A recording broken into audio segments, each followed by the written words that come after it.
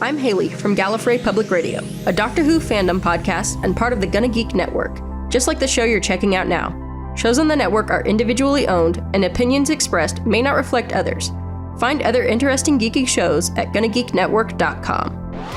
Welcome to episode 169 of Better Podcasting. On this show, we're going to talk about ways to podcast other than weekly. In this week's Better Podcasting download, I tell you all about why I haven't done my Rodecaster Pro review yet, and there might be some samples. Like grocery store samples? And finally, in this week's Better Podback, we spot some better podcasting mentions in a lot of places. Lauren, start the show now. I may have a Rodecaster Pro, but you'll always be the Better Podcasting Pro. Welcome to Better Podcasting, a show where we talk about podcast tips, tools, and best practices to help you succeed with your podcast. What makes us different? Well, just like you, we podcast purely out of the love and fun of it. Podcasting is our hobby, and we recognize that it's yours too. We always encourage your questions and feedback, and you can find all of our contact information at betterpodcasting.com. Here's your host for the show, Stephen Jondrew and Stargate Pioneer.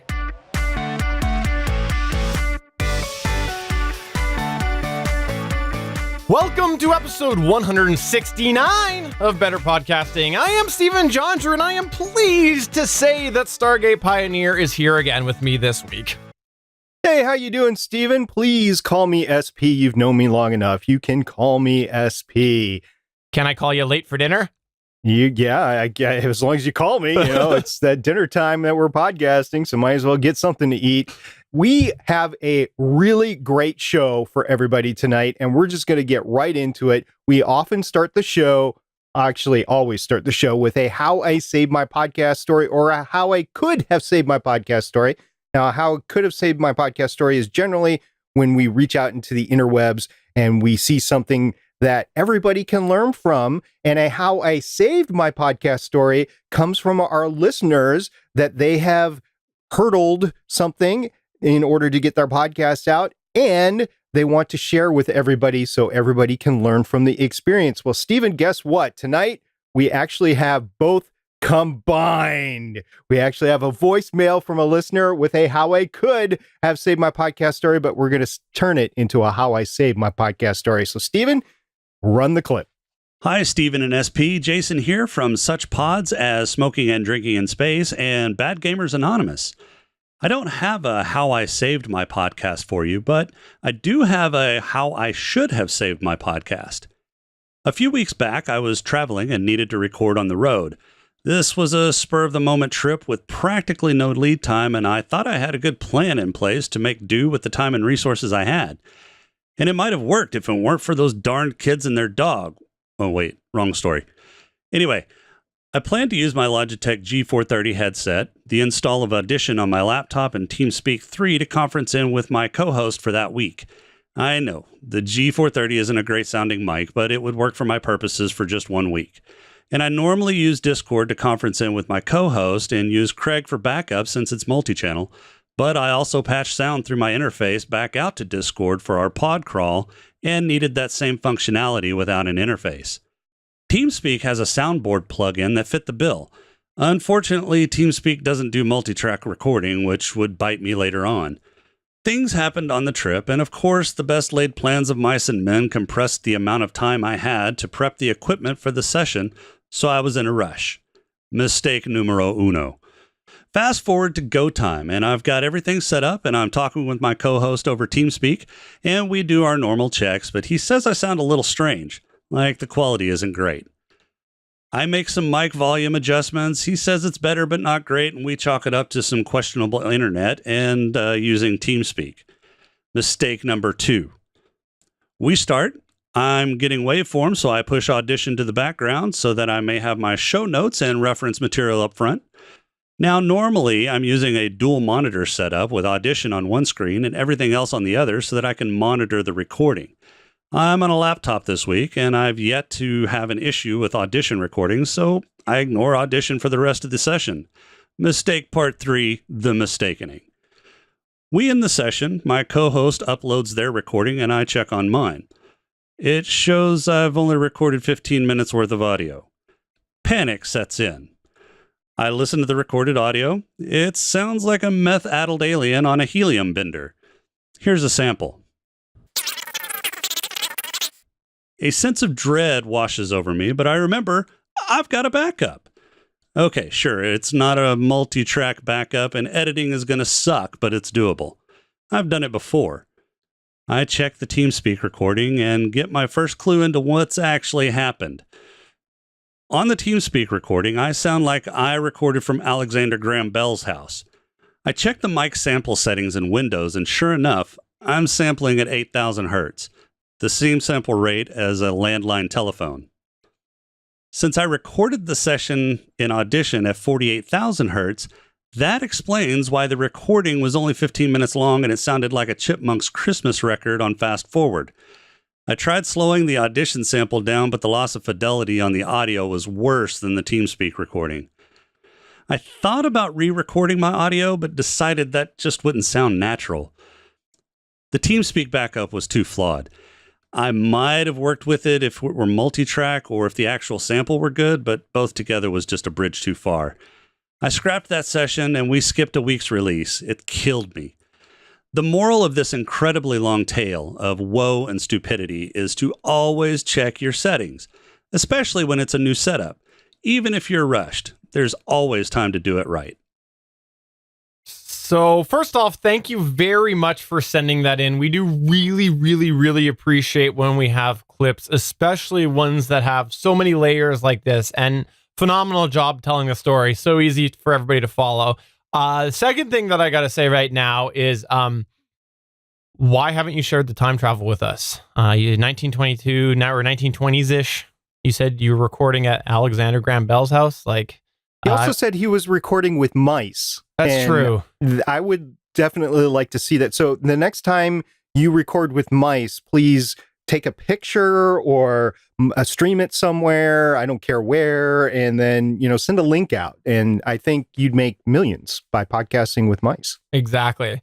But, when you want to share that technology and those photos with us, go ahead. In the meantime, we'll talk a little bit about your other portions of your clip, as we dub it, the less interesting part of the clip. But I'm just kidding. SP, go ahead. What do you have to say about this? I actually have a lot to say. I mean, he was just using what he had to podcast. So I applaud Jason for doing that. It's not what we would recommend, but we both started in places where we wouldn't recommend today. And I'm applauding Jason for at least starting. He podcasted. He was on the road. He actually went through the recording. So congratulations for doing that. It just didn't turn out okay. But he did that with what I would consider to be substandard equipment. I think Jason would agree with that.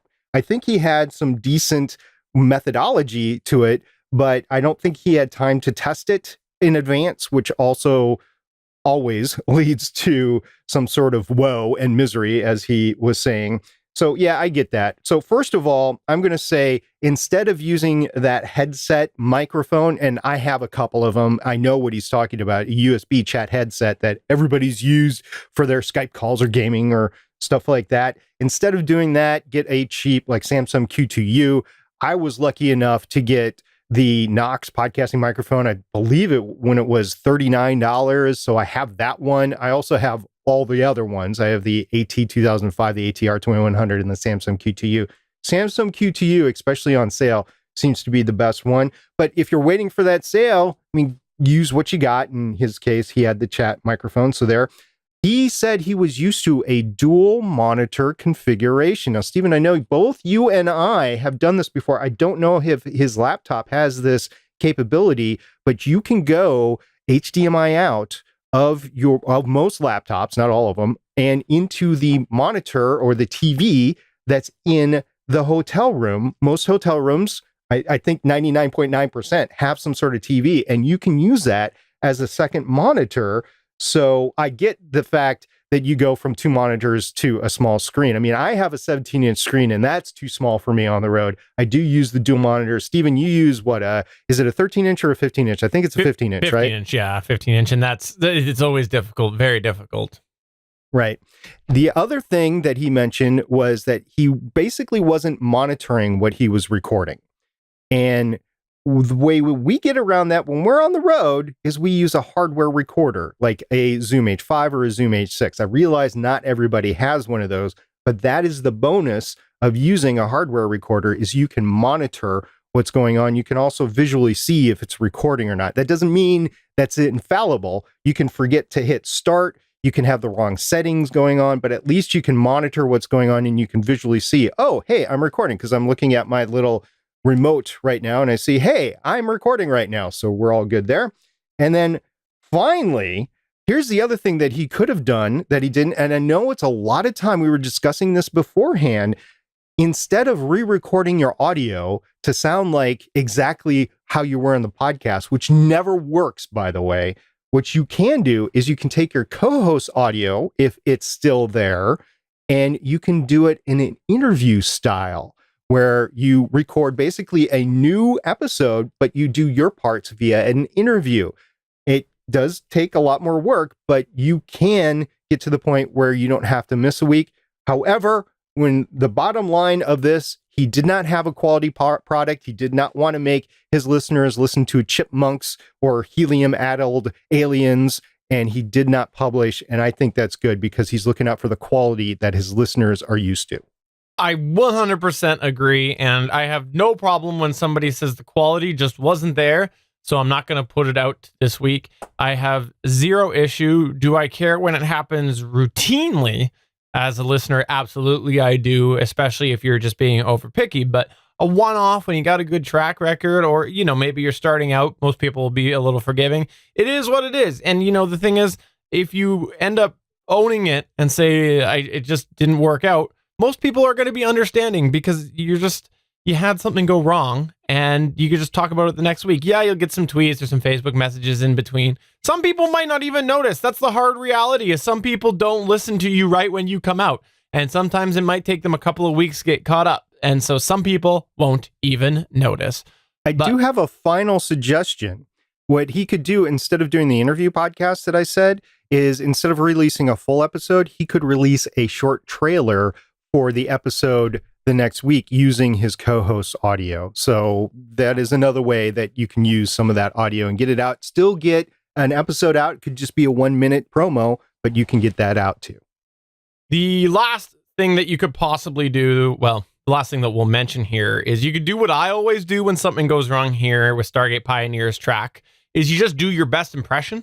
So like here I go, I hate condenser microphones. I love dynamic microphones, and I really, really, really love Anchor. See, spot on SP impression. Spot on. You missed the IAB podcast measurement guidelines 2.0 in there, which I seem to be quoting on a multiple daily basis over on Reddit. Fair enough. So if you have a how I saved my podcast story or a how I wish I had saved my podcast story or a how I could have saved my podcast story, please get in touch with us through any of the ways.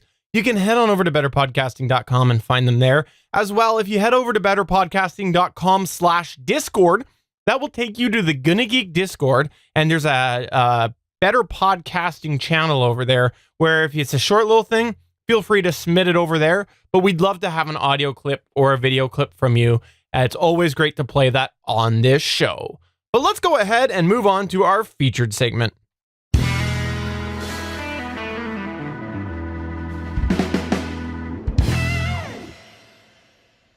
Now, usually when we discuss podcasting, we are primarily coming at it from the method of weekly podcasting.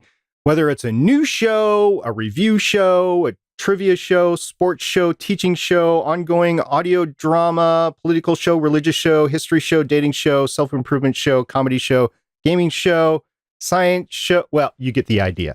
Those are all shows that can be done on a weekly basis and are in fact done on a weekly basis. And we've discussed before why weekly consistency can be good for your show. But what if you want a podcast, except you don't want to be tied down to that weekly commitment? Or maybe you are starting to get burned out on your weekly show and you are contemplating some alternatives. Or maybe you want to do as many podcasts as me, but you have slightly more sanity than I do. So you know that you can't do that many concurrent podcasts. As many podcasts as the Stargate Pioneer? What? No way. No one can do it as many as the Stargate Pioneer. The Stargate Pioneer. Yeah. Well, I guess that's my Gmail account. Yeah. The Stargate Pioneer. Just because somebody, and I don't know who, has StargatePioneer@gmail.com. I've sent emails. I've gotten nothing back. It's not me. Anyway, well, guess what? If you're looking for options, there are options for you. In this episode, we're going to discuss what those options are to weekly podcasting, what the pros and cons to those options are, and what our best practices are in those non-weekly podcasting options. Stephen, where do you want to start off with? Let's go ahead and kick it off here with some non-weekly podcasting options. First off, you've heard us and you've probably realized that we here at Better Podcasting believe that consistency is a key to podcasting. Not only is it a key, but we call it the key, actually, to help grow your podcast. Because if people don't know when you're coming out, that can be a problem because they might just lose interest with you. There's a whole bunch of downside that comes with that. But consistency doesn't just mean a weekly release. No, there are other ways that you can be consistent as well. And this can come for a variety of reasons. For example, maybe you have too many family commitments on the go. Maybe your schoolwork is getting in the way of podcasting. Perhaps you have demanding jobs. Yes, plural, or just a demanding job in general. A lot of people have more than one job. Or maybe you have other hobbies that take a lot of time, which could potentially lead to your actual podcast topic. There's an idea. Or maybe, just like me, you're lazy. You're just plain old lazy and sit around drinking Canadian beer all the time, watching hockey and curling on television, talking about how good looking your co-host is on Better Podcasting named Stargate Pioneer. I don't remember that line being here. It wasn't in there. That was all ad-lib, Stephen. Thank you very much. So how are you going to find time to do podcasting if you want to do all of these things plus do a podcast? You know, all of the things involved with a podcast, like researching, drafting, recording show notes, recording, editing, publishing, and promoting it. Well, don't stress yourself out because you could possibly record bi-weekly. That's the first thing that we want to mention right now, is the idea of recording bi-weekly, because that is something that a lot of people do find as a good balance between consistency and not having to go weekly. And there's lots of shows that do a bi-weekly release. On the GonnaGeek Network at GonnaGeekNetwork.com, there's a couple of shows right off the top of our heads that we want to mention, including In Defensive Podcast, the Dad.io Podcast, Game Life Balance. These are just a few examples on our GonnaGeek Network. Now, here's a fun fact. The first podcast, well, it's the second podcast that I did, but the first long-term podcast that I did, the comic book podcast that I refer to, it actually started off as a bi-weekly show before we found that all of our schedules were able to align and make it into a weekly show. Worked really well because we were also trying to get the hang of doing this podcasting thing together. And also, one of the members was actually in the military, so it worked out really well for that schedule as well. There are some pros that come with bi-weekly podcasting. What are those, SB? We're going to run down a few of those right here. So you can podcast every other week, and it does, in fact, give you more time to actually produce the episode and publish it.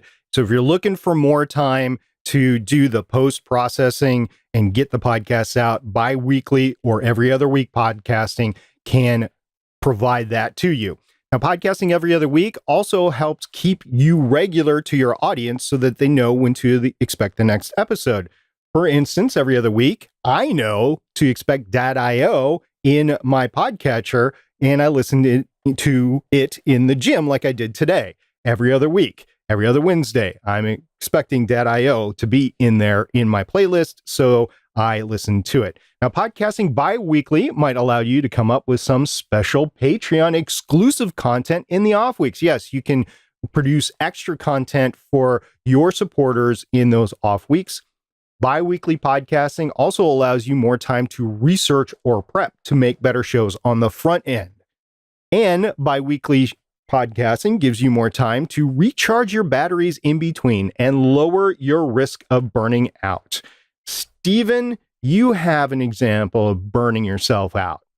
Yeah, so here's the thing. When we launched the Fanboy Buzz podcast, we were actually also running a semi-popular comic book website. We had a lot of traffic, especially in the indie side of things. So we had a lot of comics coming in for reviews. We had articles to write. We had a community forum to run, a fairly popular one. So there was a lot of tasks that we had going on already when we decided, okay, let's make it harder and add a podcast. So it was a really good opportunity to be able to continue managing those things and only have to do the podcast once every other week. So absolutely, it worked really, really well for us when we launched. Now, there are some cons to bi-weekly podcasting that we're going to go over, some of them anyway. Podcasting every other week gives your audience the opportunity to find a replacement for your show in your off week. So be conscious of that. Podcasting bi-weekly can also run into issues with sometimes 3 episodes a month. And if you're covering 1 or 2 main topics a month and you need a special topic for that 3rd week bonus episode, basically, to keep that every other week tempo going. And you might feel a little out of the groove by not podcasting every week. Stephen, when you and I just take a couple of days off, it takes us a little while to get back into the groove of podcasting. I can't imagine skipping a week or 2 of a bi-weekly show and then having to come back into it. That is going to take some warm up to get ready for the actual show. So that's a con here. And the more time you obsess over the stuff you don't really need to obsess over, and that is with the extra time in between episodes. So you can worry about how you could have said something better, a flub of your words. You can obsess over statistics, which I encourage you not to do, even though I did it for years. I don't think it's valuable for anybody to do that. So those are some cons. And then if you weigh all the pros and the cons, and if podcasting every other week fits your bill, why don't you go for it? But what if it doesn't? What if you're still looking for alternatives and bi-weekly isn't it, Stephen? What would you do? Well, you could very well try to produce a podcast every month or every other month. Now, fewer podcasts do go this route because of the fact that the frequency sometimes is not enough for listeners when you are doing 1 show a month or 1 show every other month. Now, although producing a podcast each month can give you a lot of time to do things like research and put an episode together, the thing is that some listeners, again, might not make that time on their iPod or wherever they're listening to you in order to check out your show if you're not constantly in their ear. But if you are podcasting by yourself, this might be a good option for you. But because you're not regularly sitting down to record, there's actually good odds that you might happen to pod fade sooner, because you could potentially just keep putting off the recording. This is something that a lot of people do, is they go, okay, I'll get to it. I'll do it in 4 weeks from now. 4 weeks comes and there's that sound that I just left, silence. And they just keep putting it off. And if you, listener, have a great example of a show that you listen to or produce that is monthly or bi-monthly, let us know. And we'd love to hear from you and your experiences with it. Moving on, though, there's another infrequent podcasting option that we're going to explore with you right now. And that is produce whenever you want to. Yep. Just throw it out whenever you feel like you want to actually produce an episode. Could be every day, could be every other day, could be every quarter, could be 3 times a year, could be once a year, whatever. Whenever you want to, you throw that episode out there. Guess what? There's some successful podcasts that do this. Dan Carlin of Hardcore History does this. This is work for Dan, but Dan both puts a lot of effort and research into his shows. They're long as heck, 3, 4, 6, 8, 12 hours a piece. And Dan has a following. Yep. Every episode he puts out gets like 1 million or 2 downloads within a day or 2. Yeah. That's a following you're not going to have when you start, or if you've been podcasting for years, like Stephen and I. It's not something that you can depend on. Speak for yourself. Well, I'm going to speak for Dan here, and he is in a class all of his own, because congratulations, podcast whenever you want to and still get millions of downloads. Wow. Woo. Now, other shows produce when there's a topic to produce on, basically. on the GonnaGeek.com network on the Bubble with our friend and fellow network member, Joshua Liston. He produces probably more sporadically than he really would like to. However, he does put out an episode when there is subject matter to produce on, such as a show actually gets canceled, or maybe he's seeing a trend in shows getting renewed or canceled. Those are usually seasonal, a few times a year, so he'd want to key in on what's going on with those. In short, this type of release style works for a show with events coming in, like Josh does, but it might not work for you. For instance, a new show probably doesn't work as randomly produced as we're talking about, because the current events are definitely going to feel old by the time you get them out. However, let me state this: if podcasting is your hobby and you feel like this is the only way to continue, and you know that you can prevent pod fade by producing whenever you want, go ahead, produce whenever you can. This way you can still have fun podcasting and get your shows out. Just temper your expectations, because your podcast is going to have a problem growing for the long term. So this is predominantly for you having fun podcasting. The last option that we want to go ahead and present is one that I'll segue and transition into here by giving a call back. For those of you who regularly watch Better Podcasting or pay close attention to what's being said on Better Podcasting, knows that Stargate Pioneer likes to grow a beard over the winter. He grows a beard over the winter, but then he's got to take it off in the summer because he has seasonal allergies. So you could potentially line up your podcast with his allergies by doing seasonal podcasting. That's what seasonal podcasting means, right? That's one of the ways it means, yes, but you don't have to exclusively do seasonal podcasting that way. Now, seasonal podcasting is great if you need a definite project end. You don't want to have that podcast go years and years and years without an end state, an end game in mind. You don't want to podcast forever. Seasonal podcasting is for, could be for you anyway. Now, the topic that you want to cover is best done so in depth for a limited time. If that's true, seasonal podcasting might be for you. Seasonal podcasting is great if you need to break things up to prevent burnout. We've discussed that before. Or if you need time for breaks or major life events. We all have stuff that we have going on in our lives. Maybe you're doing some home remodeling. Maybe you're rebuilding a car engine. Maybe you're moving your studio from one room to the other in the house, but maybe you're remodeling the studio, maybe putting new carpet in, maybe new flooring, painting the walls, that sort of thing.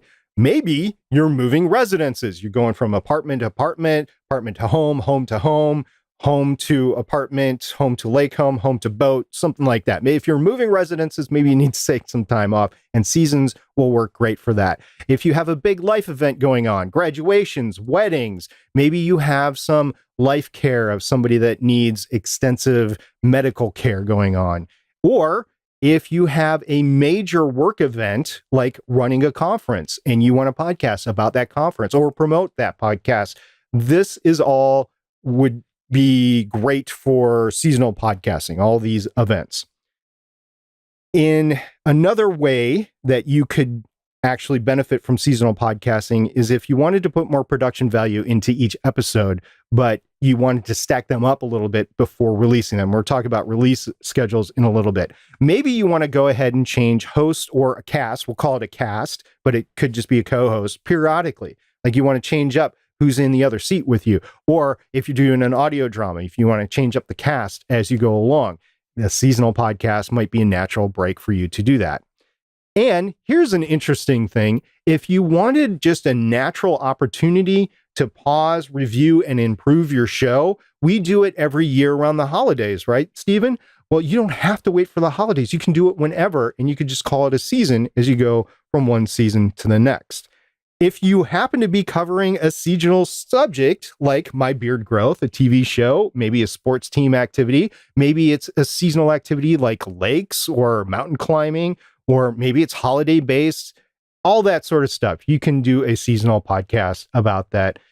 And here's something interesting. Even in the geekdoms, there are seasonal or major events to cover, like Star Wars. And you might think that you could do a Star Wars podcast every week. And yes, you can. However, you could do a season on if there's a big movie coming out, if you want to do prep for the movie, and then post mortem of the movie afterwards. That could be a season on one movie and then the next movie and the next movie. Maybe there's a series that's out. You want to cover that and you call that a season. If there is a major convention like Star Wars, they have a major convention, but it's every few years. It's called Celebration. You could do a season on that as it comes up. And if you wanted to talk about any specific thing, like the Star Wars part of the Disney theme parks, that could be a season that you cover as well. And then you can take a break in between seasons. So it's just an example, one subject with a lot of things going on. Now, Stephen, we've actually done a little bit of seasonal podcasting right here on Better Podcasting. Well, sort of. Because we've done 3 to 4 episode arcs before, and arcs could be considered seasons. So, okay, that might be stretching a little bit, but you could get the idea. We could potentially do one big arc on one topic and call that a season. And then we could take a break and roll in all of that Better Podcasting money. Hint, there is none. But then we could do another season after we finish realizing there's nothing to roll in. So definitely that would be a way that we could potentially do seasons here on Better Podcasting. Now, we actually have a few podcasts on the GonnaGeek Network that have done seasons. One of them is the Undaunted podcast. They do short production runs and then takes a break. As well, Just One More Fix does seasons, right? Well, they kind of do seasons and they kind of do continuous podcasts. That's what we'll call a weekly podcast, by the way, continuous podcasts. So Just One More Fix is actually Jekyll and Hyde because they do both. They do both seasons and continuous.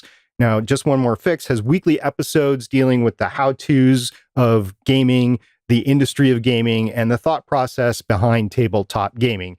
That is their Better Podcasting version of their show on tabletop gaming. But they also do playthroughs like the Night Witches series, and that could be considered a season. So that's an example of doing both. It does have some drawbacks when you actually go into the ID3 tags and you're trying to determine which podcast you're talking about, a continuous or a seasonal podcast, but you can actually do both with the same podcast. Now, seasons, as I talked about before, do allow you to change up your format. And one thing that is recent in both our lives that we've noticed has changed up their format a little bit is Amazon's Grand Tour. Now, this is the trio that came over from the BBC doing the automotive talk show, or I don't know what you want to call it, but it's an automotive show. And they actually changed up from season 1 to season 2, right, Stephen? Yeah, that was a pretty hard left turn that they did there with the Grand Tour. I'll say this, I'm a few episodes into season 3 and pretty much like season 2. So there's your Grand Tour moment on Better Podcasting. But that was a tweak in order to get them to the point where they liked it so they could continue doing it in the future. And they took the in between season 1 and season 2 to do that. You can do the same thing with your podcast. Now, seasons also allow you to run with more than one project without having to figure out how to run concurrent projects. For example, Stephen, you can decide you can run 2 podcasts with different co-hosts, right? Absolutely. I could go ahead and just can Stargate Pioneer for season 2 and then bring them back for season 3 when the ratings tank and then continue on, that cycle because I can only take so much SP. No, here's the thing. If you look at the way that I podcast, I've decided that I really can only run 2 podcasts weekly. That's all that my schedule allows, all that my wife allows, all that my schedule allows is for me to be able to do the GonnaGeek show and Better Podcasting. But what if I was to say change the GonnaGeek show to be a seasonal podcast where maybe January through March, I run a season of the GonnaGeek show and then I pick it up 3 months after that. Well, in that downtime, I could start a 3rd show. And now I'm running 3 concurrent podcasts rather than just 2. So potentially I could go and use seasonal podcasting in order to tackle an extra topic, even though my schedule will only allow me to run 2 weekly podcasts at a given time. Doesn't mean it always has to be the GonnaGeek show and Better Podcasting. Again, I could go ahead and have SP fire me a few months of the year, and I could do something else during that time. That works. Getting fired from a podcast is actually not as bad as everybody thinks. Well, I mean, it could be, but not the way we do it. And we're going to run down some best practices, specifically as seasonal podcasting. So if you choose to do this, you can keep these in consideration. So if you are thinking about seasonal podcasting, there are some issues with how long your season should be, right? How long should my season be? Well, it's basically just like the length of your episode. Make it as short or as long as you need it to be. A season could be as short as 3 episodes. It could be as long as 30 or 40 or a year long. Doesn't matter. It could be whatever you need to cover what you're covering. I would go ahead and plan out your seasons in advance. Just don't try to feel your way through it. If you have definite things that you want to cover with your subject matter, make sure that you're covering it in some sort of logical order and that you have an end game in mind. You can add stuff along the way. There's nothing to say. It's not like a TV show. Well, I guess it is like a TV show. Say they have a buy for 13 episodes, and then along the way, you're doing so great that the network said, hey, can you give us 4 more episodes? And the showrunner said, of course we can give you 4 more episodes. And then they run into the writer's room and say, crap, we got 4 more episodes. What are we going to do? This is the same sort of thing as you are going to be doing, but this is your decision. So basically, if it fits, go ahead and create more episodes. But if you need to reduce episodes, please do that too. Make sure it is valuable for your listener. Think of each episode in terms of an individual class lesson for a course. That's always a great way to plan out your season. If you're thinking about a course that you've taken, we've all taken courses in high school, we've all gotten syllabuses. This is a way to think about it. Make sure that you're covering everything that you need to cover in whatever episodes that you have to cover along the way. I even plan out seasons of my TV podcasts.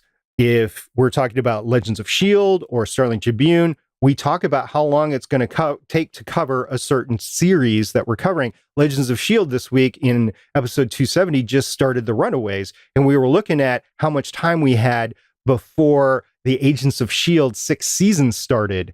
And we're like, well, can we fit this in or not? Yes, we were able to fit it in, even with 2 big Marvel movies in the way too. So we're going to make it through The Runaways before Agents of S.H.I.E.L.D. starts. That was a key thing into looking into which series that we wanted to cover. If you do a season, make sure you add in production value. You take your time to get the audio quality right. There's nothing that says you have to launch on a specific day. Unless you're covering an event, go ahead and get the audio quality right, add in sound effects and background music if you need to, and tightly edit that content. Don't just throw the episodes out because you've got the time to produce it. And then I would actually, if we're talking about rolling it out, Stephen, you and I we talked about it in the creation of the document here, but we've not talked about in person how to roll the seasons out. Do you do it 1 episode at a time, or you do the Netflix model and you just throw it all out there? Well, there are some reasons why you'd want to do an episode at a time rather than throwing it all out there. So you can publish 1 episode at a time. You could do it weekly, bi-weekly, monthly, whatever. And this gives your subscribers a chance to listen to it and then move on to the next one versus just listening to the last episode. And this is important because people do consume podcasts on podcatchers, and they often go to what's new in their podcatcher. So if you're doing a weekly show or a bi-weekly show, you have more of a chance of your subscribers or listeners actually catching your show. If you publish 3, 5, 10 episodes at once, it's going to be more difficult for the consumer to actually go through it. It's not Netflix, it's podcasting. It's a different way to consume. You might think that people are consuming it like Netflix or Hulu, but they're not. They're consuming it like a weekly podcast show. So by publishing routinely, it does also give the listener something to look forward to, and it gives people incentive to keep up during your season. So you actually get listens once you publish your show. Now, when you end your season and you intend on returning, make sure you communicate that break with your audience. Tell your audience this is a season. Give a tease of your plans for the next season. And look at what you want to do in the off season. Do you want to release bonus content? Do you want to promote past seasons? Do you want to put more teasers up for the upcoming season? These are all things that you should consider. Do you want to promote your show on another project you're doing? And if you're doing another project, tell your audience about that show, and it's a continuous circle of promotion. That's not a bad thing. Remember, people are listening to you because they like you. And this is giving them a chance to hear more of you or more of your creations on other shows. Now, Steven, another consideration is podcast hosting, right? Yeah, because if you're only producing a podcast part-time, will that change your decision process on picking a host? The reason why is because self-hosting might all of a sudden seem a little bit more appealing so that you're not paying for that hosting plan every single month. But let's say that you want to do media hosting anyways, because to be honest, really easy, a lot of good benefits to that. Maybe now you want to prioritize a media host that allows you to scale back while you're not podcasting, because otherwise you might be paying for a full plan when you're not podcasting. Now, obviously, you got to do the math and decide, because maybe a less expensive podcast host might work out throughout the whole year, but it's still something that might change your decision process depending on how long your seasons are, because again, you're going to have gaps. And you want to make sure you figure out the financials behind those gaps. The other thing that you want to consider is with iTunes and Apple Podcasts, you want to keep in mind that if you do set your podcast to seasonal, your first episode display is going to be your first episode as opposed to your last. This is generally the way it works within iTunes when it's pulling from the Apple Podcast directory, right, SP? I don't have Apple. You know all about that. Yeah, if you do set your podcast to seasonal and you mark your episodes, season 1, season 2, your first episode of your first season is going to be the first thing that people see. And the last thing they're going to see, say you have 5 seasons, they will see the last episode, say it's 10 episode seasons. The last one they'll see down below will be the 10th episode of the 5th season. Whereas if you're doing a continuous process of your podcast, it's just going to be the last episode that you actually have listed. And you can do a thing where you change the dates, but basically it's your latest episode that you published will show up on top versus your first episode that you ever published. Things to keep in mind as you're choosing between continuous and seasonal podcasting. What do you do with your brand when you podcast as seasonal? I would go ahead and make it as clear as possible so people know how much longer they have you. And when you're gone, how long until you get back. This is hand in hand with the communication we were talking about before about ending your season and then starting a new one. And have you ever had a TV show that you're watching canceled mid-run? I mean, it's happened before, happened a lot. That's why I have my new theory, which Steven doesn't agree with, of waiting 3 seasons before I actually get into a show. But it happens that TV shows get podcast mid-season. Well, what if your podcast gets canceled mid-season or a podcast pod fades within mid-season? It's disappointing to have that show ripped from you because it's part of your life. It's part of your routine. You want to go all the way with the show to the end and the conclusion. And if your audience doesn't know that you're on a break, they'll feel the same way. They're like, where did this podcast go? Just tell them you're taking a break because your next season will start. Actually talk about seasons. People understand seasons because of sports teams and TV shows. You're fine.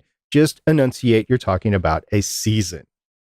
So in summary, there are options for podcasting, whether it's daily, weekly, bi-weekly, monthly, or irregular, or even seasonal.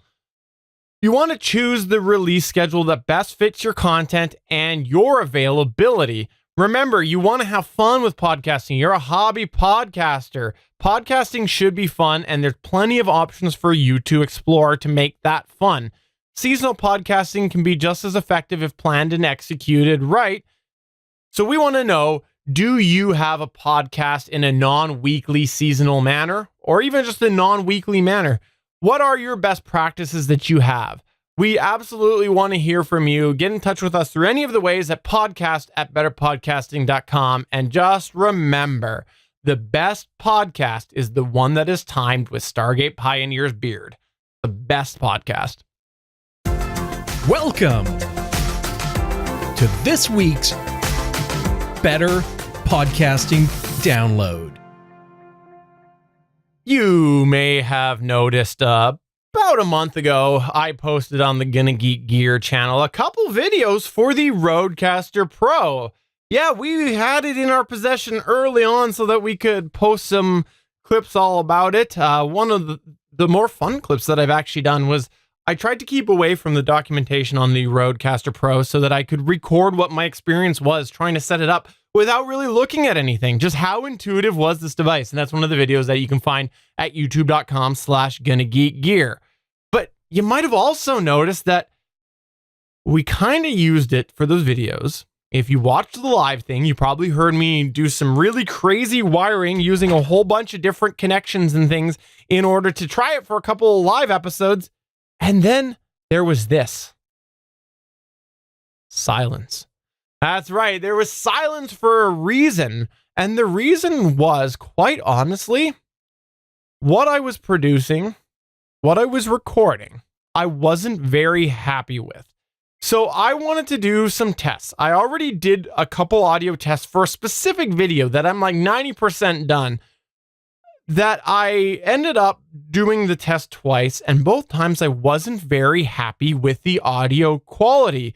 So I used 2 different cables, both different times, and I ordered a brand new cable going, let's try a third time. And then when I did that, it arrived the day, I think it was, that Rode announced that they were putting out a new firmware with multi-track recording. So I decided at this point I want to put that video on hold, just because let's wait and see what happens with the firmware. In the first firmware release that they put out, they addressed a couple things that sort of kind of affected audio quality because some people had some noise in some certain scenarios.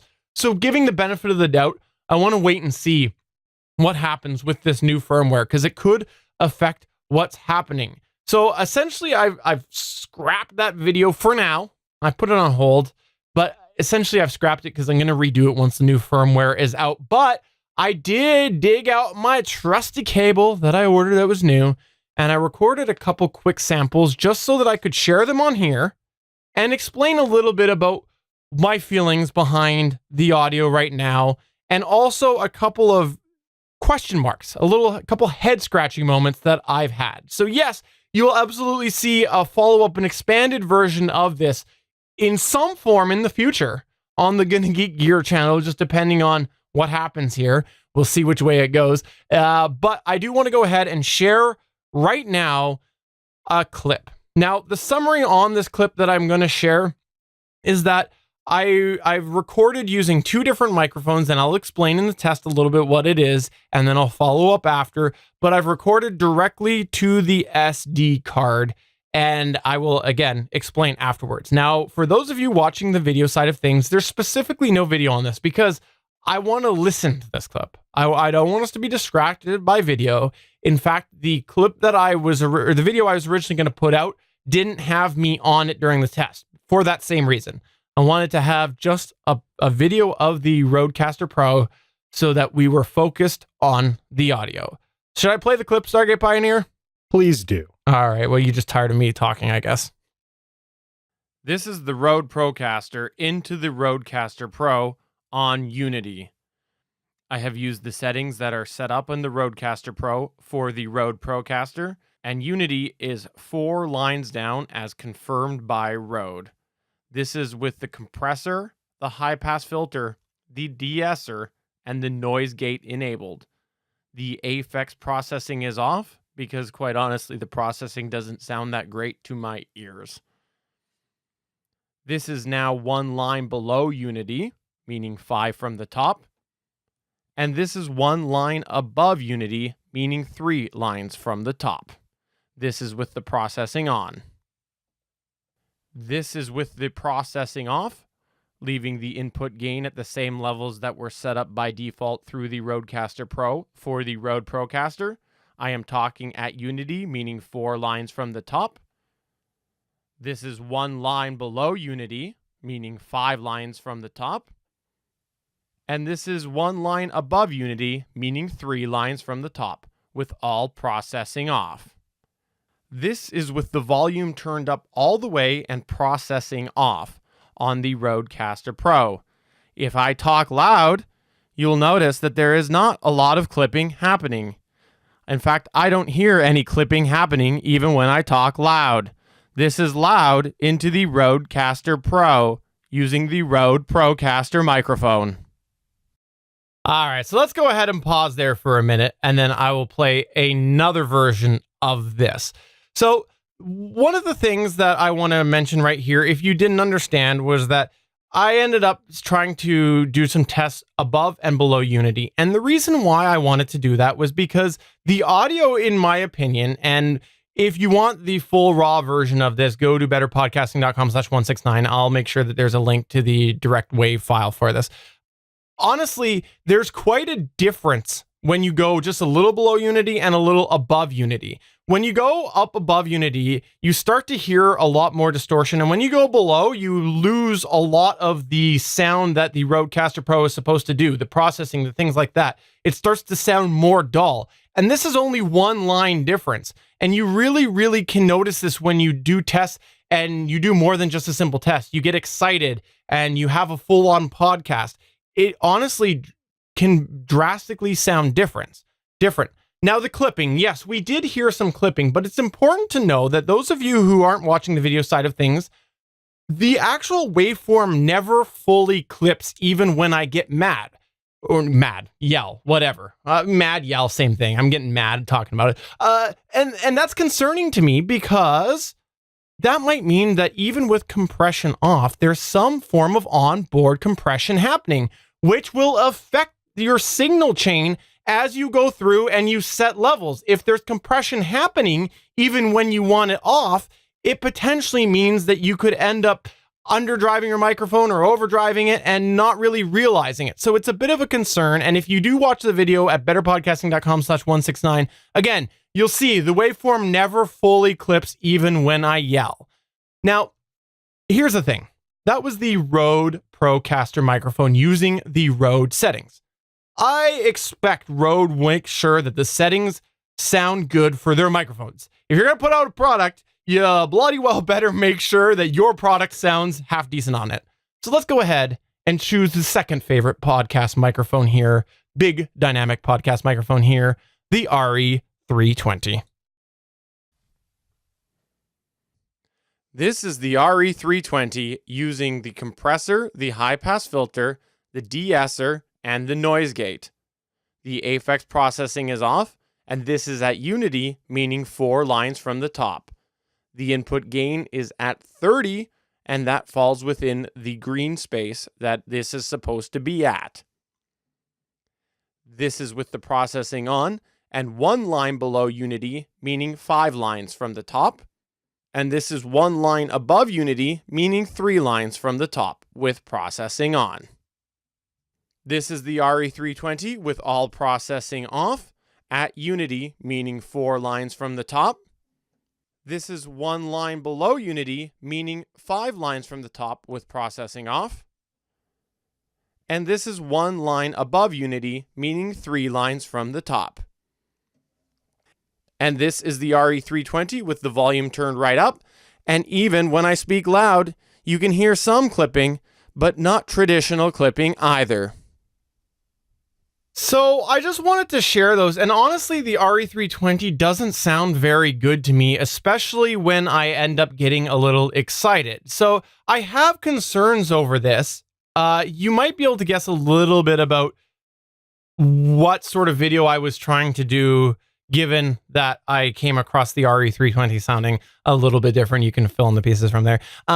And I do have concerns. The other thing that I have a concern with is that when I was monitoring this with my headphones directly into the board, it is amazing how much more noise that I hear with the processing off, but for some reason I don't fully hear it on the clip. So is there still some form of processing happening to help clean that up? Or is it just the fact that when you're monitoring, you're hearing extra noise that doesn't actually exist? It's just through the signal going out to the headphones. I'm not sure, but as someone trying to monitor for the best signal coming into my recording, if I'm hearing noise that doesn't actually exist on the track, that's not really a good reference to what exactly I'm recording, and that's a concern. So I have a bit of concerns at this time over it, but again, I am waiting until the firmware comes out. But at this time, unless you're using a Rode microphone, I have concerns about the quality that is there. The RE320 in this clip, I think, highlighted that concern that I have. Again, if you go to betterpodcasting.com/169, I'll have a link to the direct wave where you can hear this. And the difference that you're hearing between the processing and the non-processing, also is a little surprising to me because the posted clip that I have, again, sounds a little different than what I'm hearing when I'm actually recording. I think that it's more noticeable when I'm recording, so, when I'm actually hearing it live when I'm recording, not on the end recording. So we'll see. But I wanted to share that now, and that's why we haven't done a video yet, but it's been a month, and I'm tired of waiting for the firmware, and I thought for you, the Better Podcasting listener, I would serve you, because a lot of people I know who are looking at this, and I want to just sort of give my first thoughts so that if you're on the fence, maybe it will help sway your decision one way or another. And I'm not saying not to get it, but I'm just saying this could present something that you might want to consider. You might be totally happy with it. So there you go. SP, anything you want to chime in? I know you and I have been bouncing off this privately over the last couple of weeks.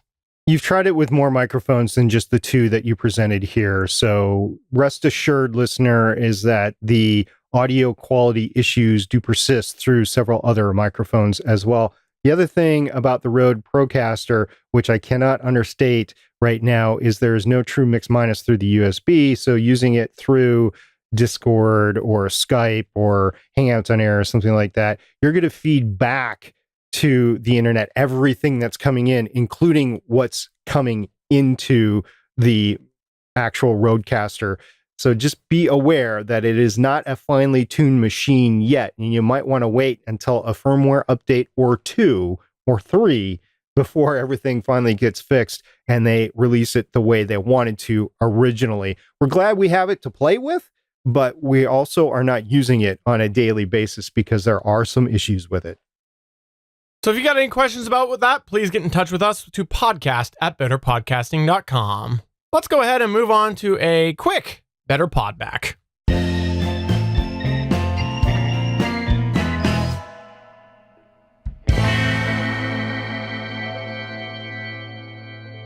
We had some great sightings of Better Podcasting mentions throughout the interwebs this week, and we're going to start on our very own YouTube channel. On the live video, we had a comment by American Liberty who mentioned commenting just to be able to have it deleted when you pull the live show. Side note, upgraded to the Movie Studio Platinum 16.0 suite, came with the free SoundForge 12 with Isotope Ozone Elements 8. Have no idea where the isotope went.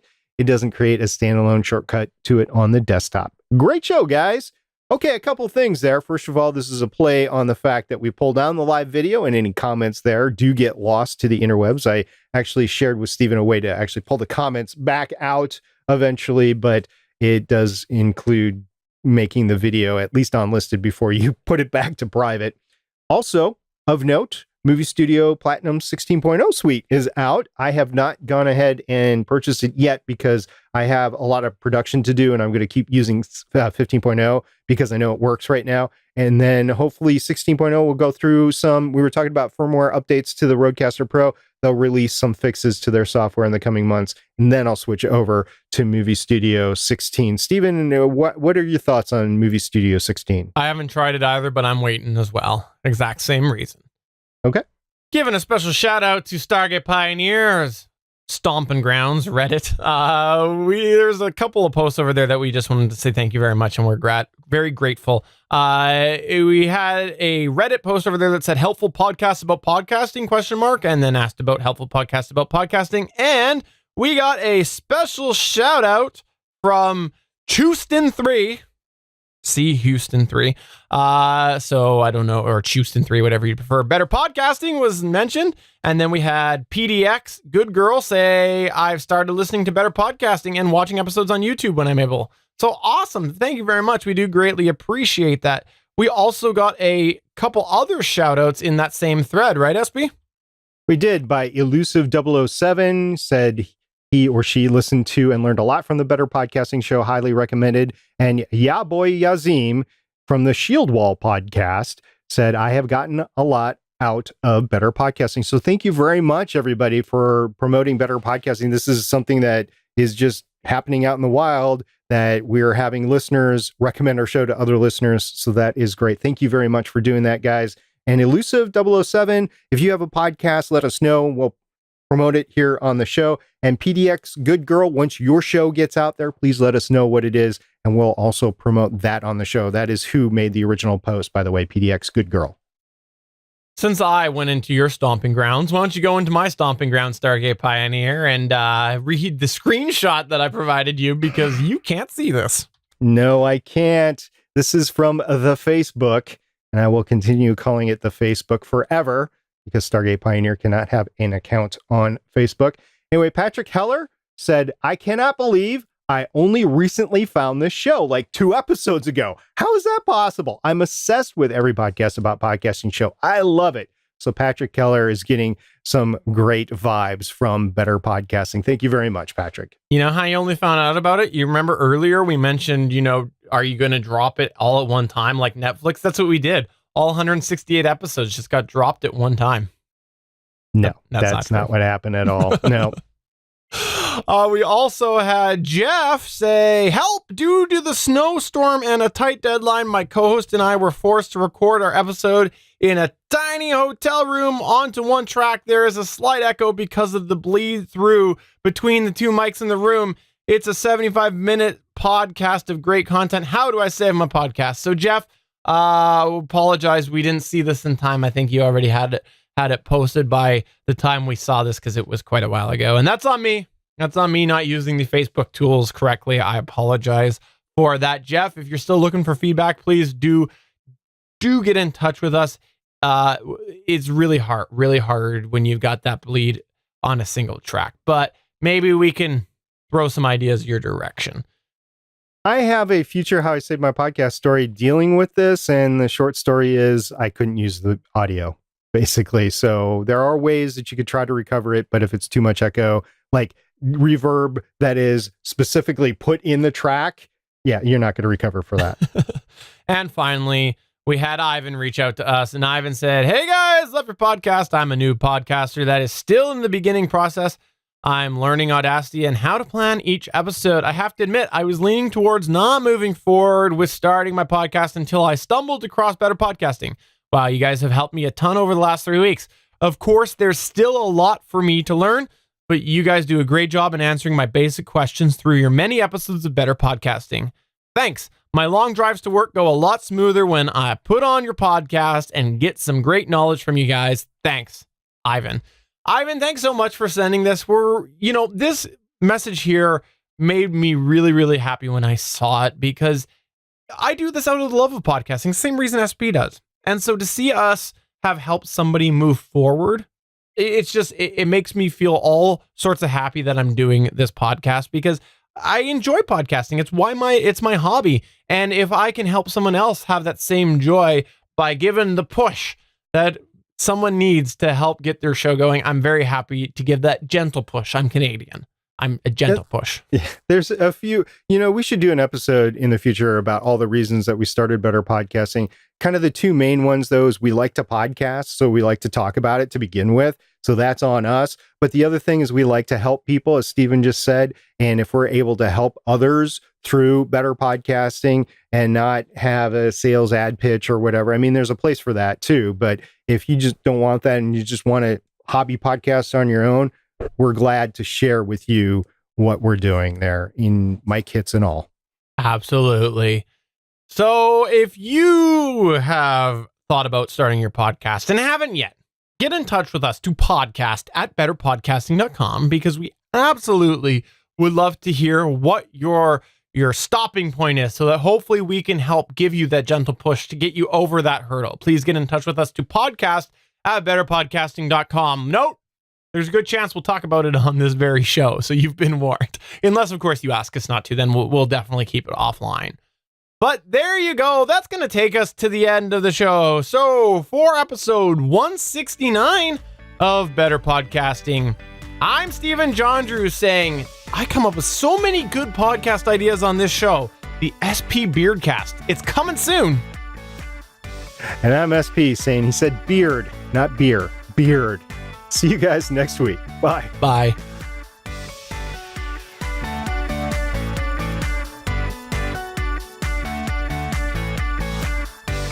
Thank you for listening to another episode of Better Podcasting. We want to hear from you. You can find all of our contact information at betterpodcasting.com. If you like the show, please consider giving us a 5-star review in iTunes. We encourage you to check out all of the other geeky podcasts available at GonnaGeekNetwork.com. This has been a GonnaGeek production. Thanks for listening, and we will see you again next week.